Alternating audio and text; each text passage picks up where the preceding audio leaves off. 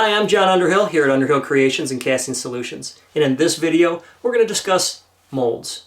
Resin casting molds. What can we use to create those one-of-a-kind masterpieces that we're all pushing for, right? Whether it be color cast, clear cast, or embedded objects, molds are very important. Sometimes the project dictates what molds we have to use, but we still have to know what doesn't work. So I'm going to share with you my experience over the last 16 years. Hopefully this will help you expand in your projects. Let's get started. So anyone that knows me or have seen my demos, you know I do a lot of clear casting. Clear casting means I'm actually putting something on a brass tube and I'm just pouring clear resin over it. Then the object itself embedded in the resin is the focus point and not the resin. So in this case, I would always use a casting rack. And a casting rack is just this. It's a rack that I build my base in. I put all of my tubes into it when they're ready to go, and I lift and set this down inside of the pressure pot. That way, when it's done, it's easy to remove, and I just demold all of these. But it's not only limited to doing clear casts, but I also do larger casts for, say, the Choa cactus or color casts. But the difference between a vertical pour and a bowl pour is character. Character is going to be different. So this is something you'll learn with experience, and we'll go over that in another video on how we can manipulate character in our color casts. But for now, this is one option for our pen blanks. Another option is just this, a bowl mold.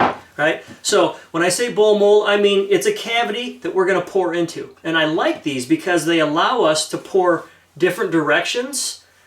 We can hold it higher, we can hold it lower as we pour, so gravity affects the character in our blank. And basically what happens is it comes out of the mold and we have a blank like this that we cut into the desired size. Other options with this would be embedded objects, and these are walnut shells. And they work very well to just fill the cavity and pour the resin over the top.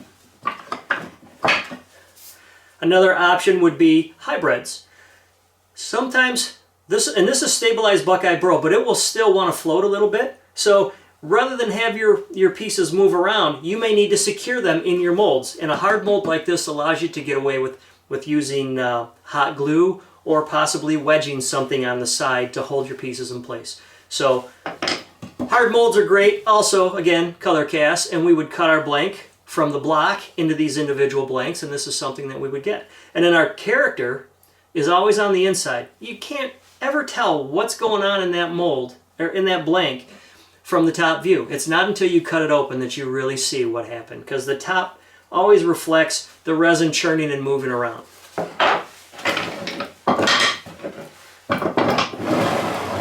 Now, other options to that are silicone molds.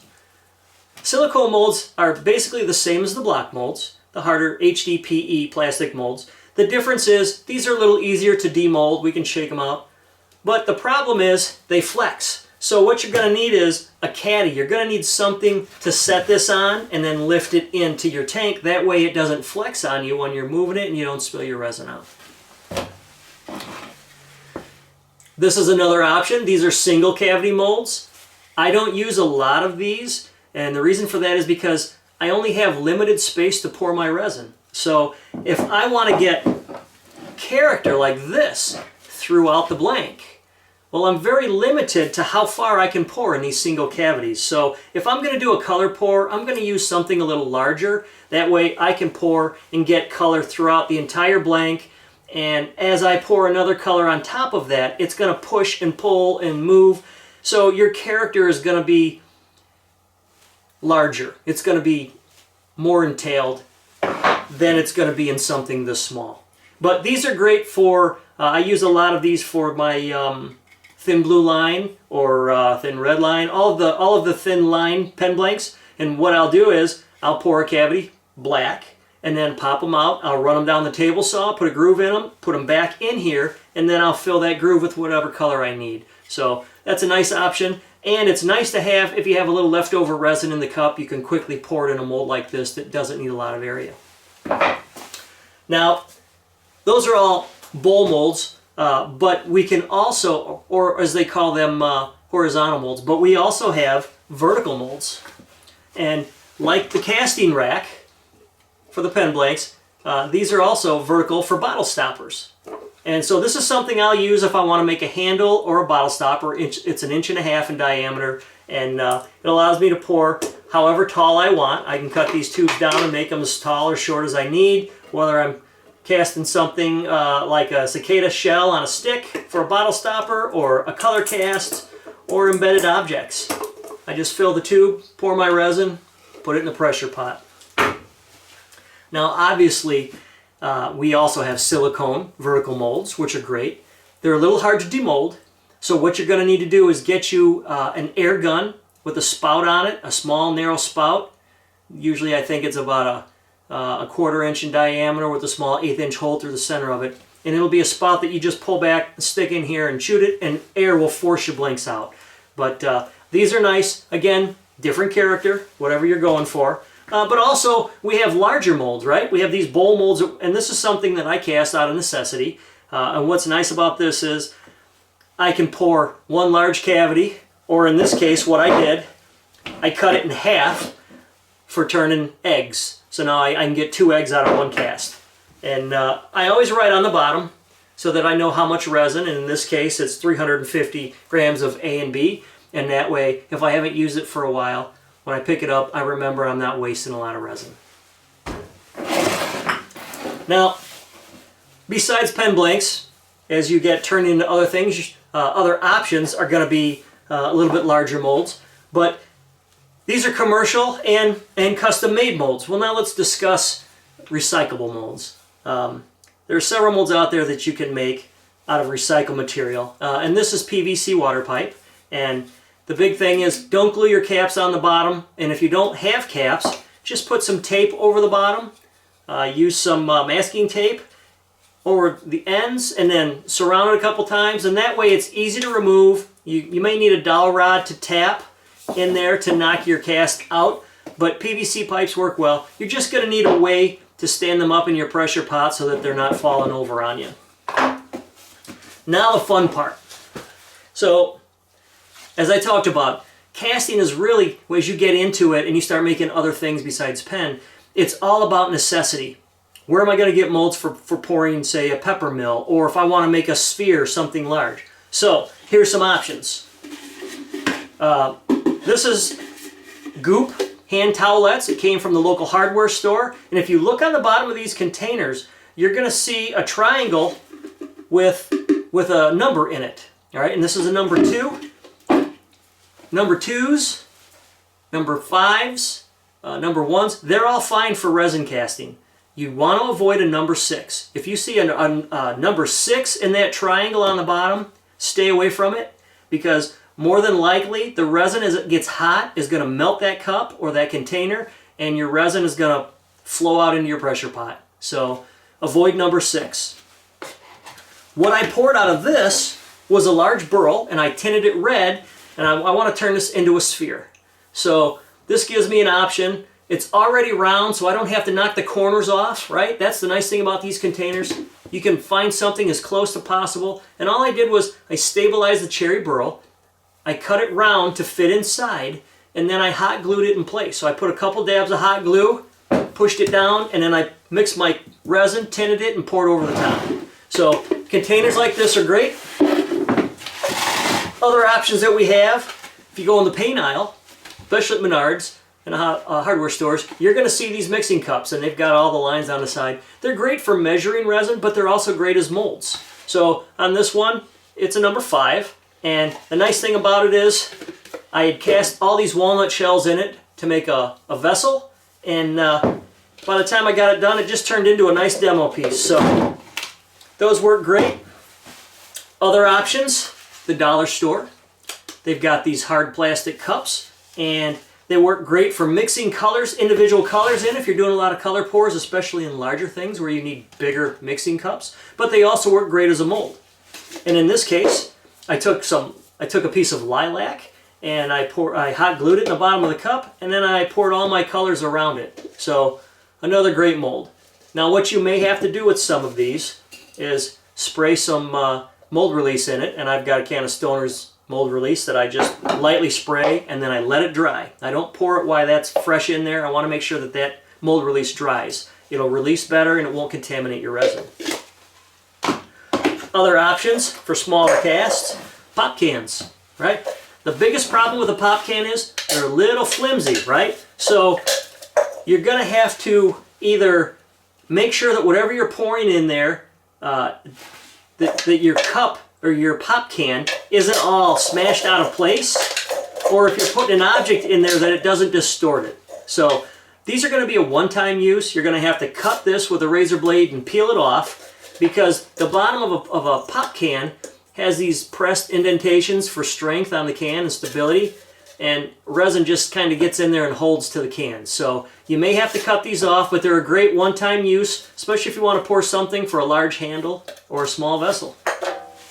Now, this was an experiment I wanted to try because I had it on hand, and I'm always looking to share information with you guys. So in this one, it was a Pringles can. Now, if you've ever paid attention to the inside of a Pringles can, it's kind of a foil lined, but the outside's just cardboard. So I cut it in half. I poured some colors in it just to see if it would hold up and work, and it did just that. So Pringle cans, they're great. You might get a couple casts out of them, but as you can see, as you cut them, it starts to peel away on you. And the way I look at it is, I already paid for it, why not get a little extra use out of it? So Pringles cans works great. Other options, most containers in the dairy aisle or the food aisle, if food comes in it, plastic like this, it's going to hold up fine. Most of these are number 2s or number 5s, as are the cleaning stuff. This was Armor All, and I just basically cut the Armor All container down. It had a lip at the top that the lid snapped onto, and that was going to interfere with demolding. So what I did is I cut that top off, but I kept the lid. So it's not going to snap on anymore, but if I turn it upside down, I can still put it just inside the container, and now it helps keep it round. It's not going to collapse on me as the resin gets warm for curing. It's going to help the stability and keep this cylinder as round as possible. And these are going to be great for pepper mills or you know, a vase or something you want to turn. Food containers, all of these in the dairy aisle work great, whether it's sour cream, yogurt, French onion dip, all that stuff. And if you look at the bottom, you're going to see it, and these are mostly number 5s. Number 5s are going to work great. So avoid number 6. I can't say that enough. Avoid number 6. Number 2s, number 5s are great. I was at Target, and they had these real thick, it's probably almost a 1/16 of an inch thick, very, very sturdy hard plastic containers. There was no recycling coat on the bottom, so I decided to try it anyhow, and they came out great. And what I was able to do was actually put a couple pieces of stabilized wood in there, and then put a stick down the side to kind of hold it in place, and they worked just fine. So this is something I think is very important for all woodworkers, especially if you're going to cast something that you just can't find the right mold for. I take scrap pieces of wood, and in this case, I use tuck tape. I have since experimented with the real thick, like 3 mil, or I don't know if it was 6 mil, but it's a real thick, clear packing tape. And not the real thin stuff, because it won't hold up to the heat, but the thicker packing tape holds up very well. And this is tuck tape that I bought off Amazon, and it's made for house wrap, for taping all them edges and seams, and it holds up very well to the elements. So in this case, what I do is I construct a wooden box, basically to the size that I need. And what I'm talking about, when I need something like this, it would be for maybe a live edge burl, but it's not tall enough for me to do anything with. So I want to add some resin to it, and then I can turn it over and make a small bowl out of it. So in this case, what I would do is I would construct the box to the size needed, and honestly, I cut all my pieces out on the table saw, I lay them flat, and I cover them all with tuck tape. Then I assemble them. But anywhere that there's a seam, I make sure that this end gets tape as well. Not just the face, but the end. So when I put these all together, I have tape here on tape here. So as I push them all together and screw them in, basically that acts as a gasket. And it creates more of a watertight seal so that my resin doesn't leak out. If I were using epoxy, some epoxies are very thin. So what I would do then, take some masking tape. And I'm using masking tape at this point because this stuff is a little expensive. So I would take cheaper, affordable masking tape, and I'm just going to tape up all these seams. That way, it's going to stop any resin from leaking out. It may get in the joint a little bit, but it's not going to go anywhere. So your levels aren't going to go down in your mold. It's not going to leak out in your pressure pot. So then, after I get everything coated, I pop them together, put my screws in it, put my tape over the edges, and then I would hot glue my piece on the bottom in the mold, let the glue dry for a bit. Don't use mold release on these because you don't want to get mold release on top of your mold, of your wood, because then your resin's not going to stick to it. So the tuck tape alone is going to hold it and allow it to release from the resin. You may have to replace the tuck tape maybe every 3 or 4 casts because the resin temperatures are going to kind of wear on the tape and eventually it's gonna fall off the wood. So not a big deal, but it will save you a ton of money using something that you've already got. Lastly, this is something I've just recently started doing, and I got into 3D printing and I've been using more of that in my resin casting and pen making. So I decided to 3D print a mold. And in this case, this is what I did. I constructed a tube, 4 walls. I left the bottom open and the top open. And what I did was I took packing tape and covered the bottom and overlapped it from both directions. That way it's good and sealed. And then I went around it just to kind of hold everything in place. Mixed up my resin. I was using Alumilite Clear, and I colored it, poured it in, let it cure.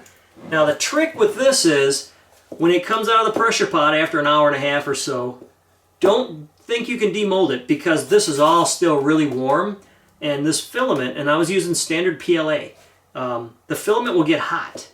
So I know they say PETG will hold up very well in your resin printers. I didn't have any, so I used PLA, which is pretty basic. I think a lot of people in printing are using that more than anything, so I wanted to see if it would work, and it did. It worked just fine. But what I had to do is I had to go to a bandsaw and just score this through it to where I could access it. So once it was cool after several hours, I was able to pop this open, pull my block out, and now I just tape it back together and I can reuse it. So I wasn't thinking at the time I should have printed one that was round. That way I wouldn't have to knock the corners off on the lathe when I turn it. But another option, 3D printed molds. And from there we can go all over the place. So obviously there's more things out there to use. I just wanted to hit on some of the basics. I find myself walking down the shopping aisles, whether it be the hardware store, Farm and Fleet, the local Kroger. I'm always looking for something. And when I'm thinking about a project, something new that I'm going to do, I'll make a special trip, say to the dollar store or Hobby Lobby, and I'll spend time looking at everything. I'll have measurements so I know what the size is that I need, and I'll start looking for it, because if we can get a mold that's closer to what we're trying to cast, then we're conserving resin, and that's a huge project in itself. Resin never lasts as long as we need it to, so if we can choose the right mold for the right project, it will help you save money and be able to cast more. So I hope you found something in here worthwhile, and I thank you for joining me. Please check back for more videos. I appreciate you stopping by. Thanks, I'm John Underhill. Have a good day.